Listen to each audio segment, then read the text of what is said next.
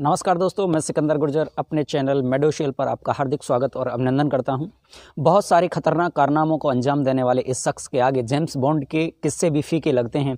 एक ऐसा भारतीय जो खुलेआम पाकिस्तान को एक और मुंबई हमले के बदले बलूचिस्तान छीन लेने की चेतावनी देने से कभी गुरेज नहीं करता। जी हाँ, आपने सही समझा, मैं बात कर रहा हूँ तेज तर्रार जासूस और वर्तमान राष्ट्रीय सुरक्षा सलाहकार श्री अजीत डोभाल की। आज उनका जन्मदिन है, जन्मदिन की बहुत बहुत शुभकामनाएं उनको।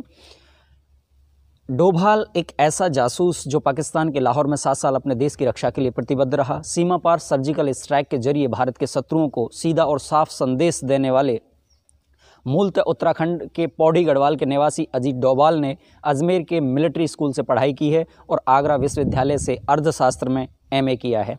वर्तमान में राष्ट्रीय सुरक्षा सलाहकार एनएसए के पद पर आसीन हैं। वे 23 मई 2014 से इस पद पर हैं और भारत के 5वें राष्ट्रीय सुरक्षा सलाहकार हैं। इंदिरा गांधी हों या नरेंद्र मोदी, अजीत डोभाल सबका दिल जीतने वाले कर्म योद्धा रहे हैं, जिन्होंने अपनी कुशलता और क्षमता से देश के दुश्मनों को घुटने पर ला दिया।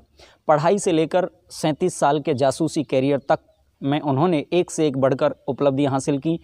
डोभाल कई सिक्योरिटी कैंपेन का हिस्सा रहे हैं और इसी के चलते उन्होंने जासूसी की दुनिया में नए कीर्तिमान स्थापित किए हैं। अपने हैरत अंगेज कारनामों से वे देश के जेम्स बॉन्ड कहे जाने वाले शख्स हैं। केरल के 1968 बैच के आईपीएस अफसर डोभाल अपनी नियुक्ति के 4 साल बाद 1972 में ही इंटेलिजेंस ब्यूरो आईबी से जुड़ गए और भारत के इकलौते ऐसे नौकरशाह हैं जिन्हें कीर्ति चक्र और शांतिकाल में मिलने वाले गैलेंट्री अवार्ड से नवाजा गया है। अजीत डोभाल कब कौन से ऑपरेशन को अंजाम देंगे, इस बारे में तब ही पता चलता है जब ऑपरेशन पूरा हो जाता है। कुछ ऐसी ही भूमिका उन्होंने धारा 370 को हटाने में भी निभाई। जब 1999 में इंडियन एयरलाइंस की उड़ान IC-814 को काठमांडू से हाईजैक कर लिया गया था, तब उन्हें भारत की ओर से मुख्य वार्ताकार बनाया गया। बाद में इस फ्लाइट को कंधार ले जाया गया था और यात्रियों को बंधक बना लिया गया था। इस ऑपरेशन ब्लैक थंडर में अजीत डोभाल आतंकियों से नेगोशिएशन करने वाले मुख्य अधिकारी के तौर पर मौजूद रहे। जम्मू कश्मीर में घुसपैठियों और शांति के पक्षधर लोगों के बीच काम करते हुए आतंकियों को सरेंडर करवाया। कश्मीर में भी उन्होंने उल्लेखनीय काम किया था और उग्रवादी संगठनों में घुसपैठ कर ली थी। उन्होंने उग्रवादियों को ही शांति रक्षक बनाकर उग्रवाद की धारा को मोड़ दिया। उन्होंने एक प्रमुख भारत विरोधी उग्रवादी कूका पारे को अपने लिए सबसे बड़ा भेदिया बना लिया था। ऑपरेशन ब्लू स्टार को देश कैसे भूल सकता है, जब अमृतसर स्थित हरिमंदिर साहिब परिसर पर खालिस्तान समर्थक जनरल सिंह भिंडरावाले और उनके समर्थकों ने कब्जा कर लिया था। इसको मुक्त कराने के लिए एक अभियान चलाया गया जिसे नाम दिया गया operation blue star.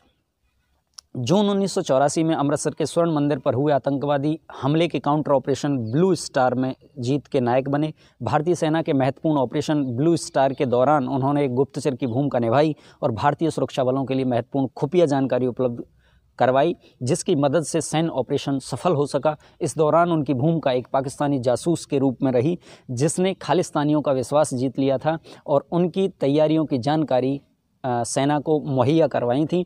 Ajit Doval rickshaw वाला बनकर मंदिर के अंदर गए, नक्शे, हथियारों और लड़ाकों की छिपे होने की सटीक जानकारी बाहर लेकर निकल कर आए। आतंकियों की सारी जानकारी सेना को प्रोवाइड करवाई, जिसके आधार पर ऑपरेशन में भारतीय सेना को सफलता मिली। डोभाल ने वर्ष 1991 में खालिस्तान लिबरेशन फ्रंट द्वारा अपहरण किए गए रोमानियाई राजनायक राडू को बचाने में भी अपनी महत्वपूर्ण भूमिका निभाई थी। 80 के दशक में वे उत्तर पूर्व में भी सक्रिय रहे। उस समय लाल डेंगा के नेतृत्व में मिजो नेशनल फ्रंट ने हिंसा और अशांति फैला रखी थी, लेकिन तब डोभाल ने लाल डेंगा के 7 में से 6 कमांडरों का विश्वास जीत लिया और इसका नतीजा ये हुआ कि लाल डेंगा को मजबूरी में भारत सरकार के साथ शांति विराम का विकल्प अपनाना पड़ा। डोभाल ने पूर्वोत्तर भारत में सेना पर हुए हमले के बाद सर्जिकल स्ट्राइक की योजना बनाई और भारतीय सेना ने सीमा पार म्यांमार में कार्रवाई कर उग्रवादियों को मार गिराया। भारतीय सेना ने म्यांमार की सेना और बागियों के सहयोग से ऑपरेशन चलाया, जिसमें करीब 30 उग्रवादी मारे गए। पाक अधिकृत कश्मीर POK में घुसकर आतंकवादियों के कैंपों को नष्ट करने के ऑपरेशन के पीछे राष्ट्रीय सुरक्षा सलाहकार अजीत डोभाल जी का बड़ा हाथ रहा है। POK में अंजाम दिए गए सर्जिकल स्ट्राइक में ऑपरेशन में राष्ट्रीय सुरक्षा सलाहकार अजीत डोभाल ने अपनी महत्वपूर्ण भूमिका निभाई और सेना को विजय दिलवाई। डोभाल ने पाकिस्तान और ब्रिटेन में राजनयिक जिम्मेदारियां भी संभाली हैं और फिर करीब 1 दशक तक खुफिया ब्यूरो की ऑपरेशन शाखा को लीड किया है। अंडरकवर एजेंट और पोस्टिंग के बीच भी विवाद रहा है। अजीत डोभाल ने खुद 7 साल पाकिस्तान में बिताए हैं। हालांकि एक ज़माने में उनके बॉस रहे और आईबी और रॉ के पूर्व प्रमुख एस दुलित कहते हैं कि डोभाल वहां भारतीय उच्च आयोग में बाकायदा पोस्टिंग पर थे, अंडर कवर एजेंट के तौर पर नहीं। लेकिन डोभाल ने विदर्भ मैनेजमेंट एसोसिएशन के समारोह में भाषण देते हुए एक कहानी सुनाई थी। लाहौर में एक औलिया की मज़ार है, वहाँ बहुत से लोग आते हैं। मैं एक मुस्लिम शख्स के साथ वहाँ रहता था, मैं वहाँ से गुज़र रहा था तो मैं भी उस मज़ार पर गया। वहाँ एक कोने में एक शख्स बैठा हुआ था जिसकी लंबी सफ़ेद दाढ़ी थी। उसने मुझसे छूटते ही सवाल पूछा कि क्या तुम हिंदू हो? डोभाल ने उन्हें बताया कि नहीं। डोभाल के मुताबिक उसने कहा कि मेरे साथ आओ, और फिर वो मुझे पीछे की तरफ एक छोटे से कमरे में ले गया। उसने दरवाज़ा बंद करके कहा, देखो तुम हिंदू हो। मैंने कहा, आप ऐसा क्यों कह रहे हैं? तो उसने कहा कि आपके कान छेदे हुए हैं।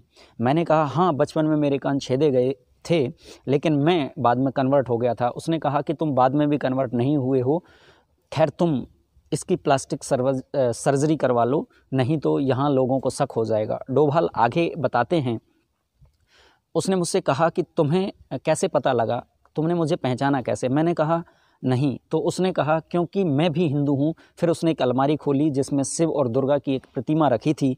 उसने कहा, देखो मैं इनकी पूजा करता हूँ, लेकिन बाहर लोग मुझे एक मुस्लिम धार्मिक शख्स के तौर पर जानते हैं। ये कहानी चूँकि खुद डोभाल के मुंह से आई है, इससे ये आभास मिलता है कि वो कुछ समय के लिए ही सही, लेकिन एक अंडर कवर एजेंट के तौर पर काम कर रहे थे। अंत तक वीडियो देखने के लिए आपका बहुत बहुत धन्यवाद। चैनल पर अगर नए हैं या अभी तक चैनल को सब्सक्राइब नहीं किया है तो कर लें, ताकि आने वाले वीडियोस के नोटिफिकेशन आपको प्राप्त हो सकें। मैं सिकंदर गुर्जर अब आपसे लेता हूं विदा। मिलूंगा एक नई वीडियो में एक नए कंटेंट के साथ। तब तक मस्त रहिए, व्यस्त रहिए, स्वस्थ रहिए। जय हिंद, जय भारत, वंदे मातरम।